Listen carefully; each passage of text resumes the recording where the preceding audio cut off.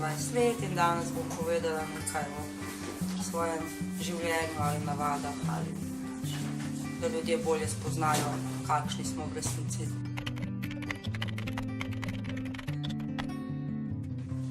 Mislim, da za življenje samo, no, pač, da mi je uspelo preživeti skozi vse te trenutke, ki jih ljudje nasplošno vsi na svetu moramo preživljati, sploh pa nekateri malo bolj, nekateri malo več. In da sem sploh živa danes, no.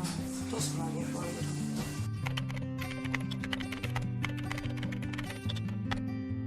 Ja, potovanja me ful privlačijo, zdaj pač trenutno, če tako pogledam, bi narad potovala sam dol v Očetu v Slavonski Brod, ampak načeloma pač kot vsak človek, verjetno si želim nekih eksotičnih potovanj in zdaj, ne vem, na kakšne otoke, morje, tudi puščave. Zanimajo me te stare kulture, no, to bi rada raziskala. Poletje, ker je toplo, sem veliko zunaj, sem tudi poletje rojena, tako da pač poletje mislim, da pa tudi spomlad, ko vse cveti in tako, ko se vse prebuja.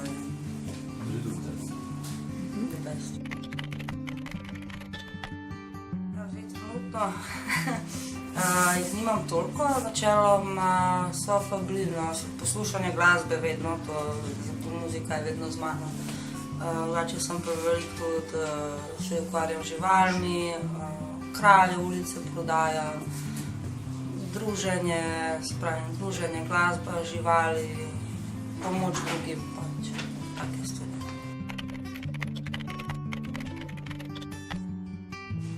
Pomladi se naročim nekaj brezalkoholnega, ker načeloma pač, če že pijem rajši tako, ne, v gostilni in si načeloma naročim kakao ali pa čaj.